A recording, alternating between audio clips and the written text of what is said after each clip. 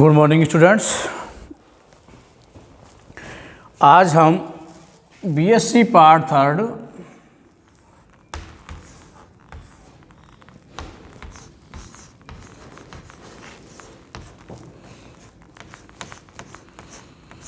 Botany classes के अंदर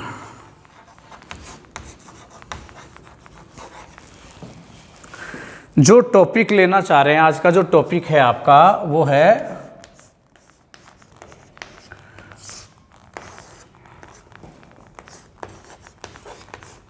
dark reaction. और भी अनेकों नाम हैं, मैं बाद में आपको उनको लिखता चलूँगा जैसे जैसे समझाएंगे अपन। तो आज हमें पढ़ना है क्या है, डार्क रिएक्शन। इसको अपन केल्विन साइकिल के नाम से भी जानते हैं, केल्विन साइकिल। इसे हम C3 साइकिल भी कहते हैं। और भी इसके काफ़ी नाम हैं। ये तो मेनली नाम हैं जो है, क्यों कहते हैं, क्या रीज़न है इनके पीछे, उसके बारे में अपन बात करेंगे। तो देखो, डार्क रिएक्शन कहा क्यों जाता है, अपने दिमाग में सीधा ही क्वेश्चन उठता है कि भाई डार्क रिएक्शन अपन कह रहे हैं तो इसका मतलब क्या होता है कि यह अभिक्रिया डार्क यानी कि अंधेरे के अंदर होती होगी, इसीलिए हम इसको क्या कहते हैं, डार्क रिएक्शन कहते हैं। जबकि ऐसा नहीं है। डार्क रिएक्शन अंधेरे में ये क्रिया हो रही है, इसके बेस पे इसको नहीं कहा जाता डार्क रिएक्शन। इसलिए कहा जाता है क्योंकि इसको क्या होता है, डायरेक्टली प्रकाश की आवश्यकता नहीं होती है। डायरेक्टली प्रकाश की इसको क्या है, आवश्यकता नहीं होती है, बल्कि लाइट रिएक्शन के अंदर जो स्वांगीकरण एनर्जी प्राप्त हुई है, एसिमिलेटरी जो एनर्जी प्राप्त हुई है, वही एनर्जी क्या होती है, काम में आती है। और हम जानते हैं एनर्जी किस में प्राप्त हुई थी, वो होती है लाइट के अंदर। तो अगर लाइट ही नहीं होगी तो अभिक्रिया कैसे होगी, संभव ही नहीं है। तो डार्क तो एक नाम डाल ही रखा है, लेकिन व्यवहारिक रूप से ये सही लगता नहीं है, क्योंकि यह अभिक्रिया भी बिना प्रकाश के तो हो ही नहीं सकती। डार्क का वर्ड है वो तो केवल इसलिए किया, इसमें यूज़ में लिया गया है क्योंकि इसको डायरेक्टली प्रकाश की आवश्यकता नहीं होती है। जबकि लाइट रिएक्शन में बना हुआ जो आपका एसिमिलेटरी एनर्जी है, उसको क्या करता है, ये अपनी आगे की रिएक्शन के अंदर क्या करती है, काम में लेती है। तो मैं थोड़ा सा पहले क्या करता हूँ, पीछे जाता हूँ आपका कि लाइट रिएक्शन में क्या हुआ था, क्योंकि वहीं से इसका ओरिजिन हो रहा है। तो हम एक बार उस चीज़ को देख लेते हैं। तो देखो, आपने देखा था, हमने आपको जब लाइट रिएक्शन पढ़ाई थी कि आपके पास क्या था, ये था क्लोरोप्लास्ट। क्योंकि हम जानते हैं कि ये जो क्रिया होती है कहाँ होती है, क्लोरोप्लास्ट के अंदर ही होती है। अब क्लोरोप्लास्ट में हमने क्या बनाए थे, आपके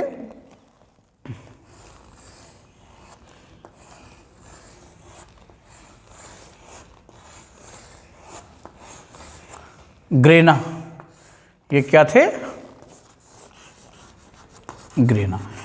जो लाइट रिएक्शन जो थी, ये प्रकाश था, इसकी सनलाइट क्या होती है, सीधी यहाँ आके गिरती है थैलेकोइड के ऊपर। इसको अपन क्या कहते हैं, थैलेकोइड।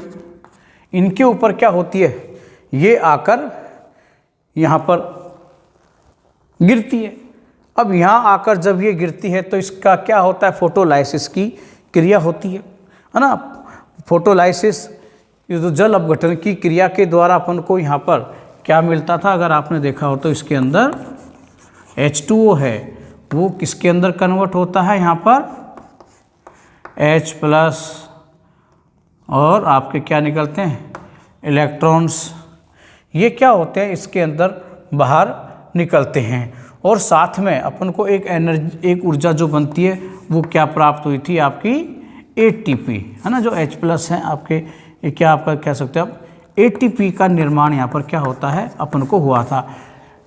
ADP + IP के द्वारा ATP का निर्माण होता है।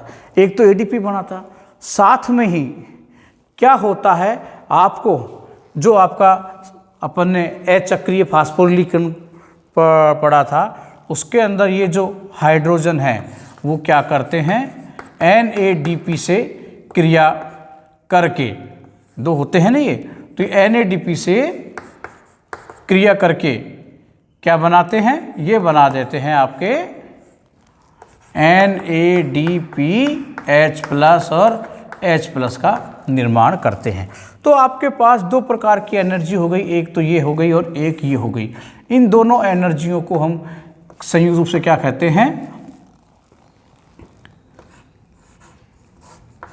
एसिमिलेटरी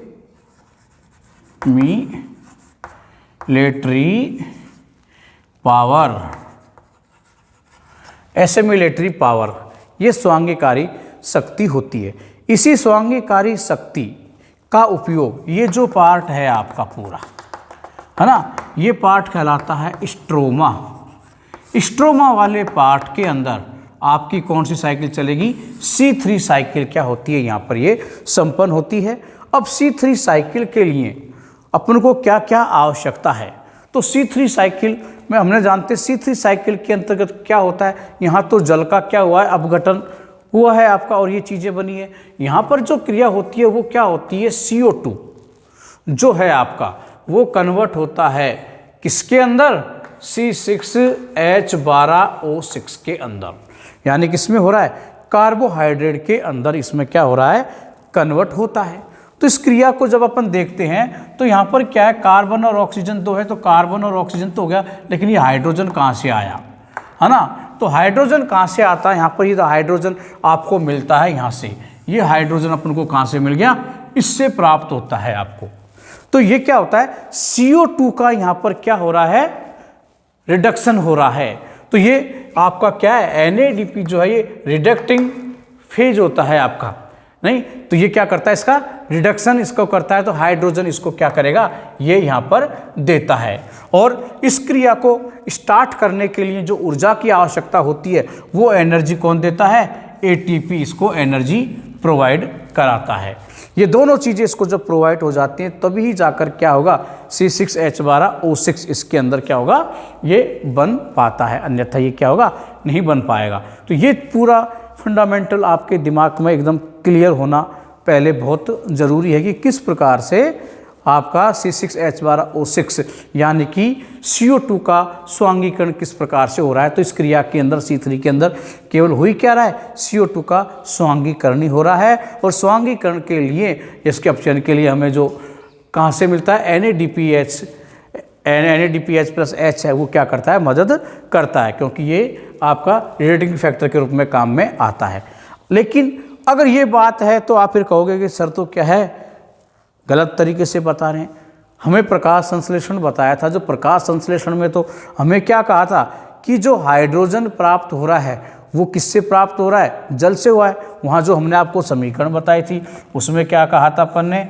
CO2 + H2O, है ना? और इसमें बना था जो C6H12O6 और जो ऑक्सीजन बाहर निकलती है, तो उसमें जो ये हाइड्रोजन है, ये हाइड्रोजन आपका जो था ये कहाँ से? जल से प्राप्त हो रहा है। और यहाँ कह रहे हो आपकी NADPH से प्राप्त हो रहा है।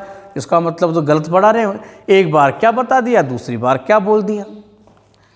है समस्या वाली बात, लेकिन आपको कंफ्यूज होने की आवश्यकता नहीं है। आप देखो ढंग से देखिए किस प्रकार से ये हाइड्रोजन, यहाँ मैंने क्या कहा? जल का अपघटन से ये जो हाइड्रोजन मिला है, ये हाइड्रोजन क्या करता है? यहाँ अटैच होता है किसके साथ में? NADP के साथ में। तो यही जल के अपघटन के द्वारा मिला हुआ हाइड्रोजन ही तो है जो यहाँ पर हो गया। उसके बाद में एक अपचयित NADPH का क्या कर रहा है? ये NADPH2 का निर्माण करता है और यहाँ से ये हाइड्रोजन वहाँ जा रहा है, यानी कि डायरेक्टली न जाकर इनडायरेक्टली रूप से अपचयित करने में जो काम आ रहा है आपका, वो क्या हो रहा है? NADPH के द्वारा हाइड्रोजन क्या होता है? इसमें प्राप्त होता है।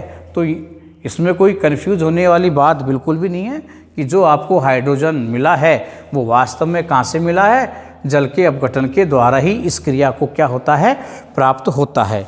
तो इस पूरे प्रोसेस को बताने के बाद में आप अच्छी तरह समझ गए होंगे कि C3 रिएक्शन के अंदर, या आपका C3 साइकिल है या डार्क रिएक्शन या केल्विन साइकिल है, तो डार्क रिएक्शन के अंदर जो ऊर्जा है डायरेक्टली प्रकाश यानी कि लाइट से प्राप्त न होकर इनडायरेक्टली जो लाइट रिएक्शन के अंदर हमें ATP और NADPH जो प्राप्त हुआ था वही ऊर्जा काम में आती है।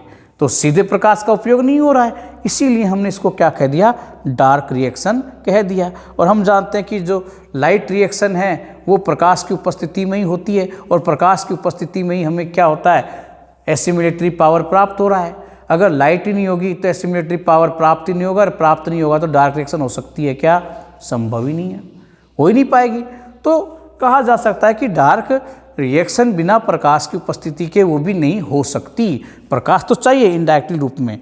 तो डार्क रिएक्शन इसीलिए कह दिया इसको कि ये क्या है, डायरेक्टली प्रकाश की उपस्थिति में न होकर कहाँ होती है, ये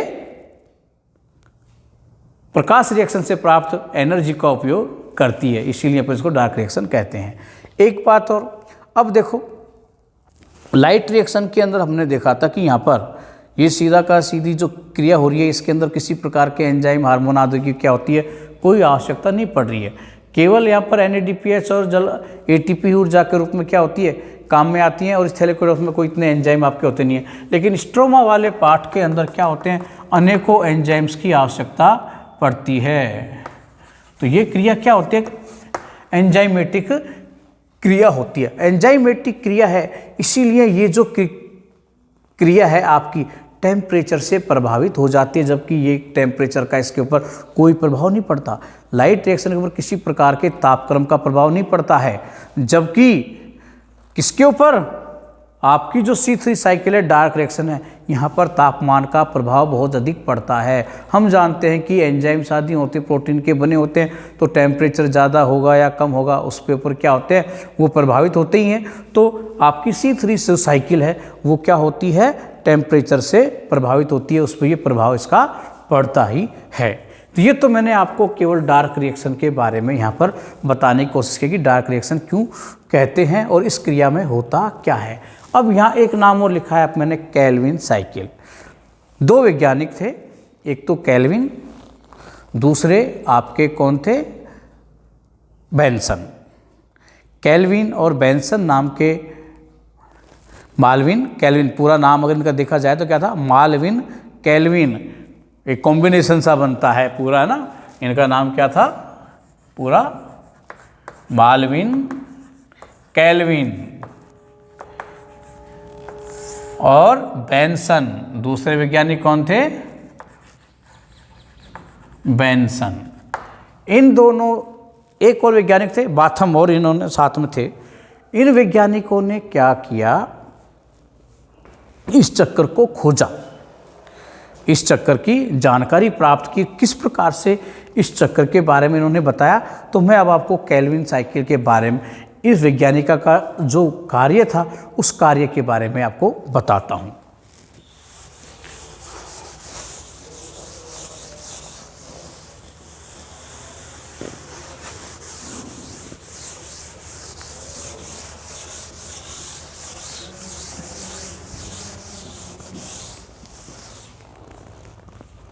देखो क्या है,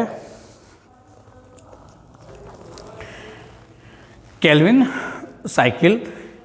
केल्विन नाम के वैज्ञानिक ने क्या किया, एल्गी के ऊपर, किसके ऊपर किया इन्होंने,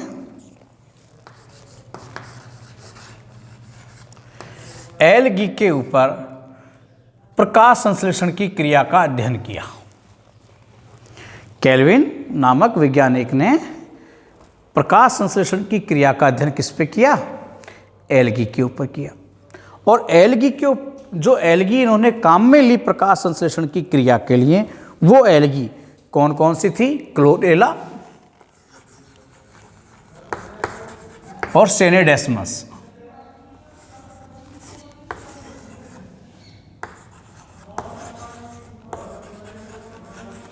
सेनेडेस्मस, क्लोरेला, सेनेडेस्मस। ये एल्गी कभी कभी क्या कंपटीशन के एग्जाम में पूछ लेते हैं, इसलिए आपको ध्यान में रखना है इनको। ये क्या की इन्होंने, एल्गियों का प्रयोग किया, और प्रकाश संश्लेषण की क्रिया के अंतर्गत इन्होंने जो CO2 काम में ली थी, जो CO2 काम में इन्होंने ली, वो CO2 कैसी थी, रेडियो एक्टिव यौगिक युक्त। कैसी ली इन्होंने, रेडियो एक्टिव। और रेडियो एक्टिव युक्त लिखी वो कौन सा लिया था? C14, कार्बन 14 रेडियो आइसोटोप इन्होंने लिया कि इस युक्त इन्होंने क्या ली थी आपकी, क्या कहोगे आप इसको, कार्बन 14 युक्त इन्होंने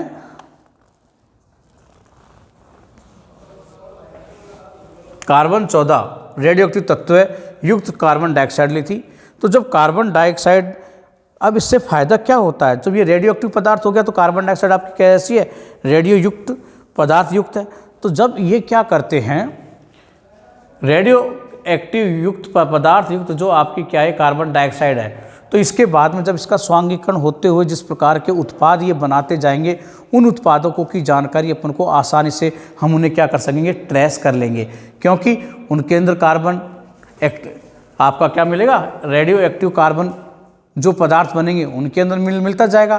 तो अपन को एक पाथ, पूरे पाथ की जानकारी प्राप्त हो जाएगी कि जो ये CO2 है आगे चलकर किस किस रूप में क्या हो रही है, परिवर्तित हो रही है। तो उस पाथ की इन वैज्ञानिकों ने क्या किया था, जानकारी प्राप्त की थी कि किस प्रकार से ये किन किन यौगिकों के अंदर क्या होती है, ये बनती है। तो ये जानकारी इन्होंने यहाँ पर आपको प्राप्त आसानी से हो गई थी। तो ये जो आपके थे बेंसन, आपका मेल्विन, केल्विन है, बेंसन है और आपके बासम है, इन तीनों वैज्ञानिकों, मैं वैज्ञानिकों के नाम लिख देता हूँ कौन कौन थे वैज्ञानिक आपके, केल्विन थे, बेंसन, बासम,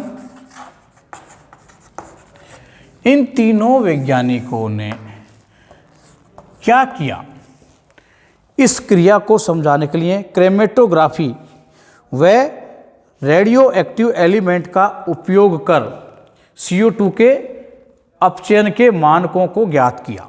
इन्होंने क्या किया था, इन्होंने रेडियोग्राफी, क्रोमेटोग्राफी,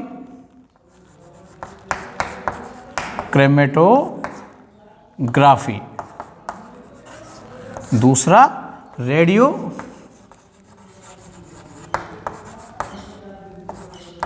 एक्टिव एलिमेंट का प्रयोग करके CO2 का उपयोग करके CO2 के अपचयन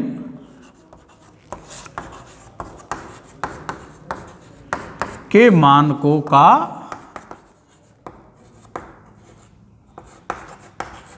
अध्ययन किया। इन्होंने इसके मानकों का क्या किया था, अध्ययन किया। तो अध्ययन जब किया तो उसको ज्ञात करने के ऊपर इन्होंने अध्ययन CO2, तो इस कार्य के लिए इन्होंने जो आपके केल्विन वैज्ञानिक थे, इन्होंने रेडियो एक्टिव कार्बन का, किसका, रेडियो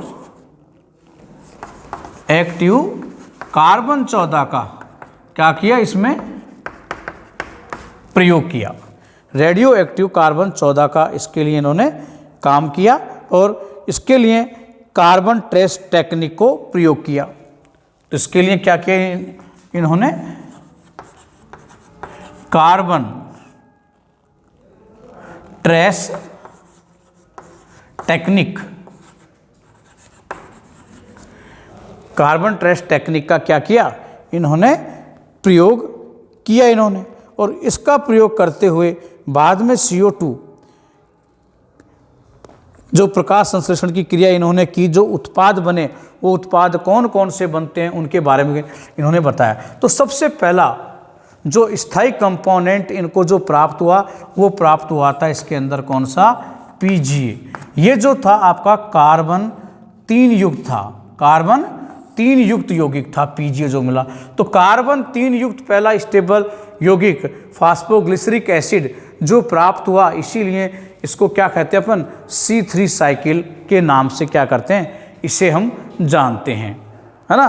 तो कार्बन 3 युक्त पहला स्टेबल यौगिक इन्होंने प्राप्त किया। फिर इसके बाद में देखा कि क्या क्या कार्बन CO2 का अपचयन कैसे कैसे होता है। इसके बाद में क्या होता है आपका 1,3-डाई फास्फोग्लिसरिक एसिड, यानी कि लिख सकते हो आप PGA फास्फोग्लिसरिक एसिड। फिर इसके बाद में प्राप्त होता है अपन को क्या, PgAl यानी फास्फोग्लिसरिक एल्डिहाइड।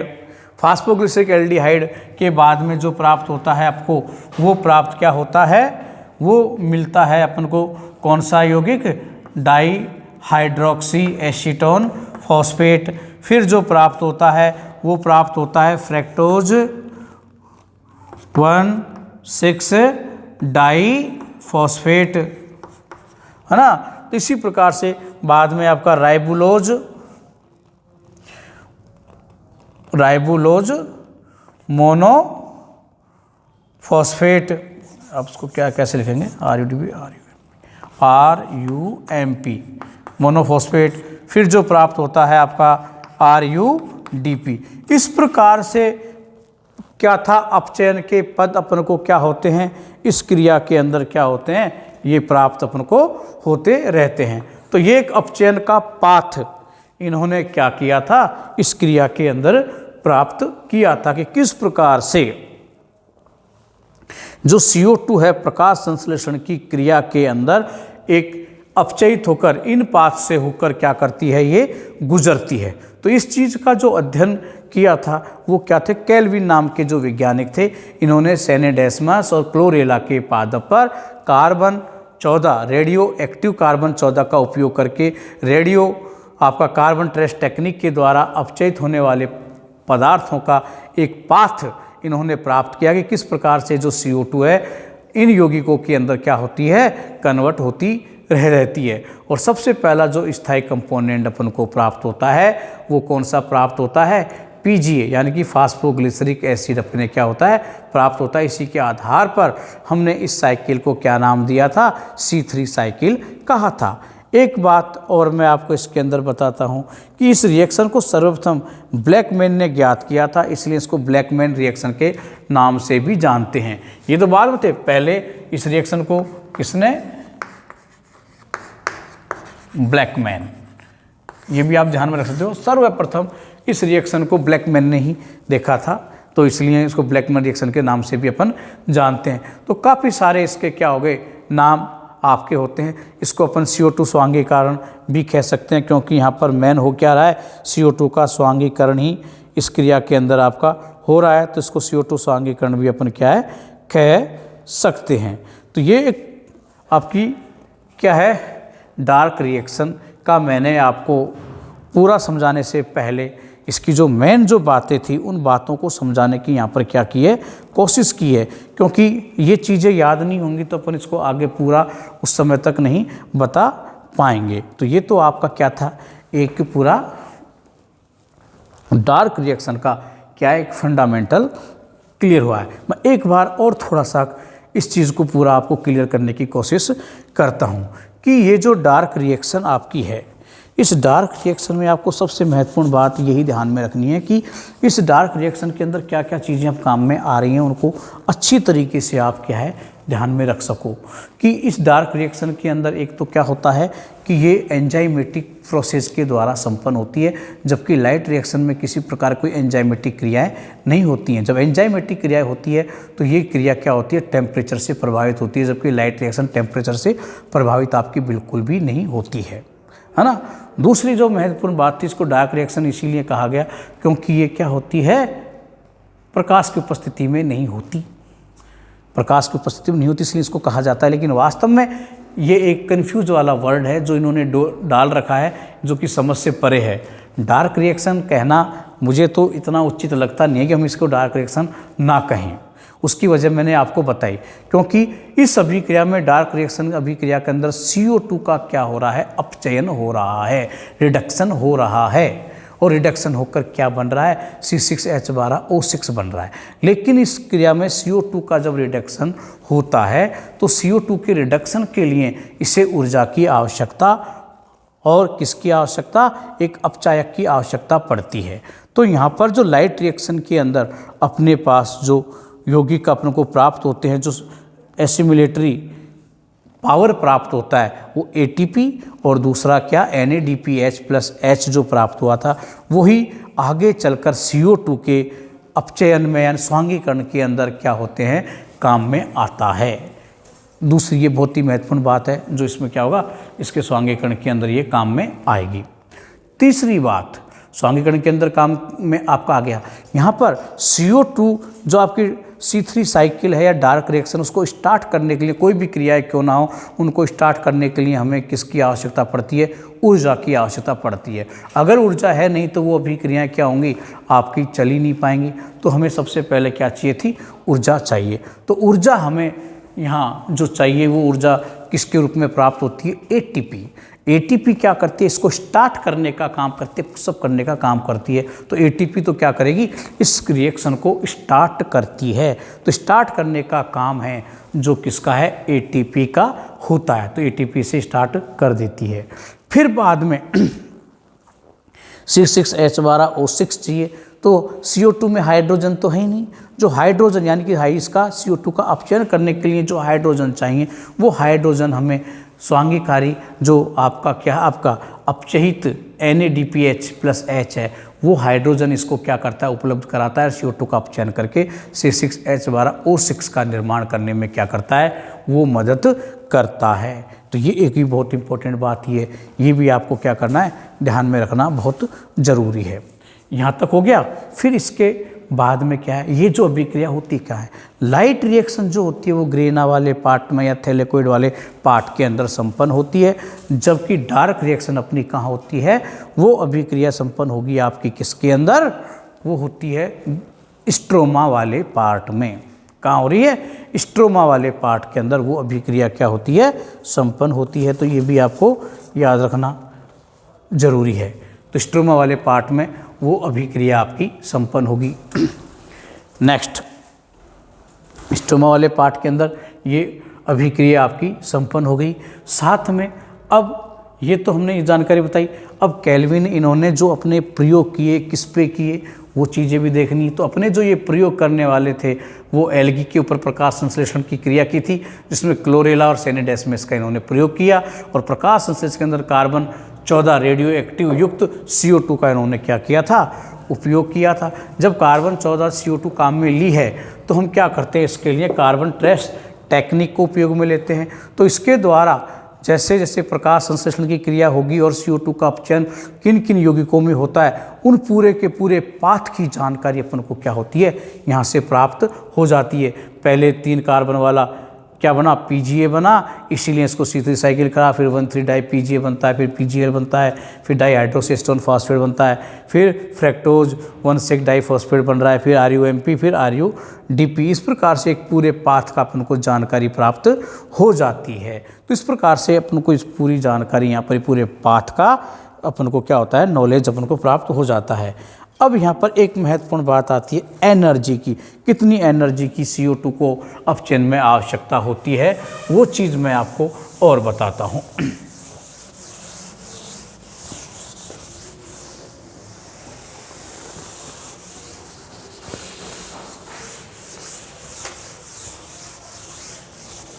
देखो भाई, लाइट रिएक्शन के अंदर तो अपने पास केवल जो बात करें किसकी,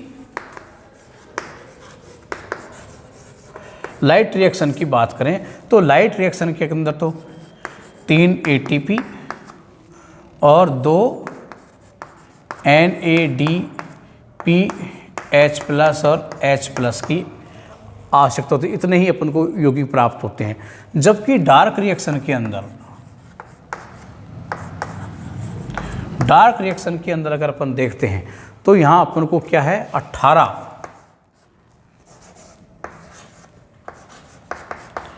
ATP और 12 NADPH+ और H+ की आवश्यकता, H और H+ की आवश्यकता होती है। तो कुल ऊर्जा की बात करें तो अपन देखो यहाँ पर अगर मैं बात करूँ तो 3 ATP तो हो ही गए आपके, ये 3 ATP से 3 ATP, यहाँ आपके 2 हैं, 2 NADP हैं, तो एक से कितनी मिलती है, 3 ATP प्राप्त होते हैं आपको। तो इससे कितने प्राप्त हो जाएंगे, टोटल 6 ATP। तो टोटल कितने हो गए, 6 और 3 9, है ना, 6। तो टोटल कितने प्राप्त होते हैं इसके अंदर, 9 ATP। इस क्रिया में केवल 9 ATP अपन को क्या होते हैं, लाइट रिएक्शन में प्राप्त होते हैं। जबकि अगर मैं यहाँ बात करूँ तो यहाँ कितने अपने पास 18 ATP तो एक ही। अब यहाँ देखो, यहाँ कितने हो गए आपके 12, एक से कितना मिल रहा है 3 ATP, है ना। तो टोटल कितना हो गया, ये 36 ही हो गए आपके, 36 ATP। अगर इन दोनों को जोड़ दिया जाए तो कितने हो गए, 54 ATP,